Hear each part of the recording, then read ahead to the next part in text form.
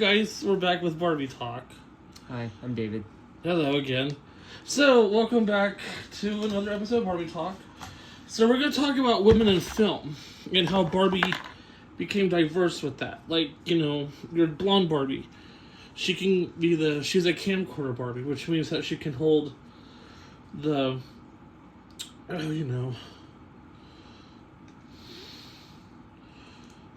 like this. Yeah, so she can hold it. Oh, I don't know how she's holding it. I'll figure it out later. Yeah. Huh. So is that a Barbie showing a certain job, right? So she's a filmmaker, Barbie? Yeah, so she's the camera operator. This one with the little Latina Hispanic one, because she's the stage manager. So she makes sure that the film is in production and the budget is correct for it. And because since she's an executive thing, she has a phone so she can call, the studio managers and saying, this is what's going on with the film, or we're in production. And the thing is that the box says it all, because this is actually a career for girls and boys. Mm-hmm. And then we got the tall we have an African American Barbie who has the headphone set, which is the film from the, she does the action and she does the clap, and she's also the script writer. So she creates the story about what the script is about and what's the plot of the movie.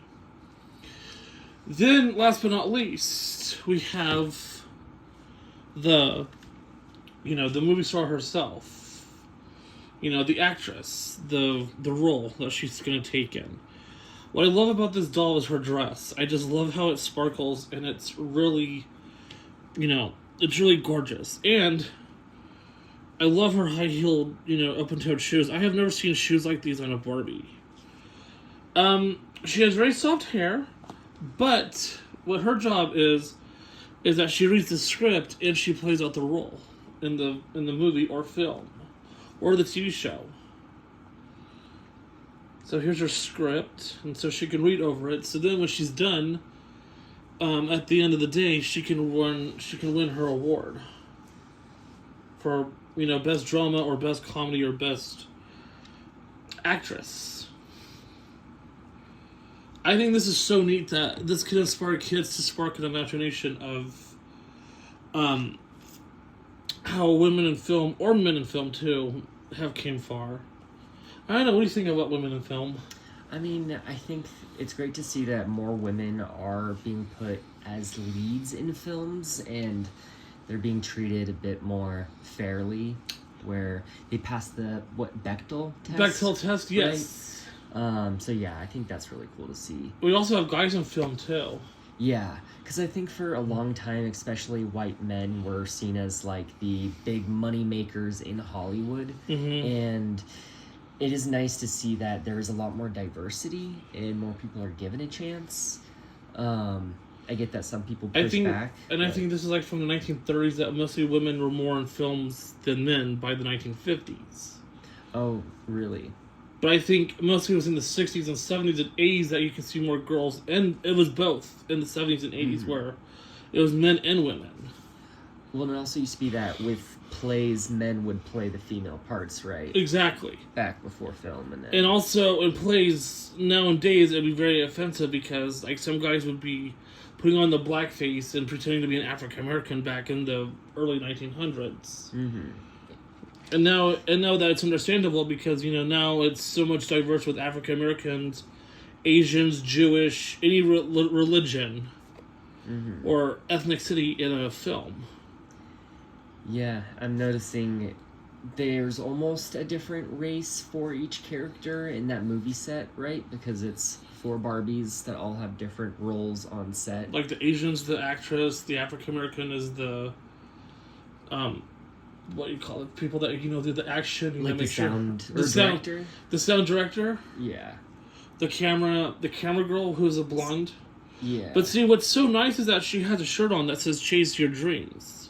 Wait, so which one's this? Is this the director or is this the camera girl? The camera. But see, it says "Chase Dreams." Nice. And what's so nice is that these are stretchy materials, so they're not gonna break. But yeah, they're They do have some pixelation, but it doesn't really bother me that much because, you know, as long as it's not super pixelated, it's just a little bit. Mm. But see, and what's so nice is that they have like different body types. Like this is a curvy Barbie. You know, not all actresses are thin or skinny. Some of them are broad or heavy set built. Mm-hmm. And so see, it's like, you know, like not all African American, you know, or stage, you know, people are the same height. Yes, this is a normal height for a woman, but like the Hispanic one that's doing the stage production, you know, she's a petite Barbie. Hmm. And I think what's so neat is that like Mattel, I think Mattel's becoming more and more diverse each year with their dolls. Mm-hmm. I mean, I think that makes sense, right? Because they want to target a wider audience, right, and get more people interested in Barbies. So making the same old Barbie definitely would get boring. Yeah. You know, it's like the 1920s of the science film, you know, silence film. There were some women in there too, but it was mostly the guys. What films? Silent films, like, you know, silent movies back in the 1920s. Yeah, you're right. There were mostly men in that. When The Wizard of Oz came out, there was Judy Garland. Like that was like a very young teenager. Like she was 17, I think, or 16 or 17. Yeah. And normally back in the 40s, there was no teenage, you know, roles, actors. It was mostly like women who were in their 30s or 20s. Yeah. Because back then, if you're in your 40s, that's kind of old. That's as old as to be an actor. Oh, really? Yeah, I could see that. And then for a while, child actors could only work a certain number of hours and all this stuff, and that's why you wouldn't see, you know, younger people. But now that's much different.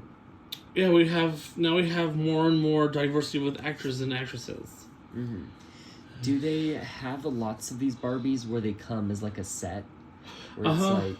And is it typically like a job or something like that, or what are some other This year examples? was a rock star, so it just came with an African American rock star, and same thing with this. You know, it's a band member, a band, or each different ethnicity, band and like, role. Yeah, that's cool. Do you know of any other ones, like maybe sports team or something? Or no? I don't do the sports Barbies. Oh, so there are sports Barbies. Yeah, they're just not as interesting as, you know, like Playline. Are these collected a lot, the sports Barbies, or about the same? About the same. Yeah. Huh. The holiday Barbies are more diverse now. Like, they even have male this year for the holiday Barbies, the first time with Ken. They have a male Barbie? So they have, like, 4 ethnicities. They have the Hispanic Ken, they have an Asian Ken, African American Ken, and a blonde Ken. And now, this year with holiday Barbie, they have an Asian Barbie, they have the Hispanic Barbie, they have the African American Barbie, Caucasian Barbie, they also have a redhead Barbie. So there's 5 this year. The only thing is I can't afford them because they're like $45. Oh, wow. So there's 5 women and 5 men ones? Is that what you're saying? Okay, and that's just for the holidays they release? Mm-hmm. And this is the first year that they've actually made a holiday Ken. So they basically have 5 different races, right? That's... So the previous years, there's never any holiday Kens? No. Wow. And in fact, when Holiday Barbie came out in 88, there's just only one thing. It's just one Caucasian. Wow. And then by the 90s, it's just African American or Caucasian. And then by the late 90s, it was Caucasian, brunette, or African American. And that was it. Uh-huh. So not as much as a diverse until now. Yeah. By 2016, the first curvy Barbie was actually introduced almost 10 years ago. 2016? There's also the tall Barbie, the petite Barbie. So, for example, like, this is a tall Barbie. This is what tall Barbie kind of looks like. I mean, she's Barbie, but she's just a little bit taller. Yeah, this is, I think this is really neat, and I think what's so nice is that these gowns are so very flowy, so they're very, you know, fun to play with, and, you know, children or adults can pretend that they're, like, she's in a drama series or soap opera. Because this does look like a perfect for a soap opera, because sometimes in soap operas they wear, like, the over-exaggerated gowns or the drama. Yeah, I think, and for $25, that's a very good deal, because this set was usually $50. Yeah, and it was actually very popular last year. What was that? This whole set, a lot of people really liked it.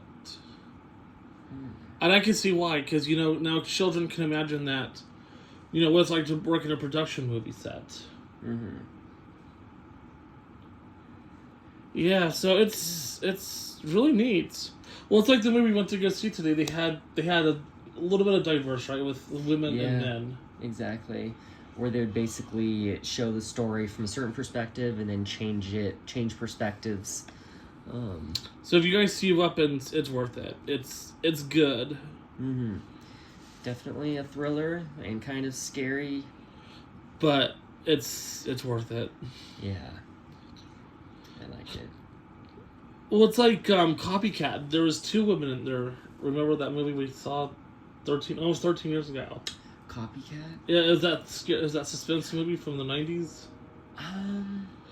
I got it for Christmas, and you and I were watching it while your mom and my other cousins went to go see Les Miserables. Les Miserables? Miserable. I don't know why I call it Less Miserable. I don't know. Because it doesn't say this. It looks like it says Less Miserable. Yeah, it does.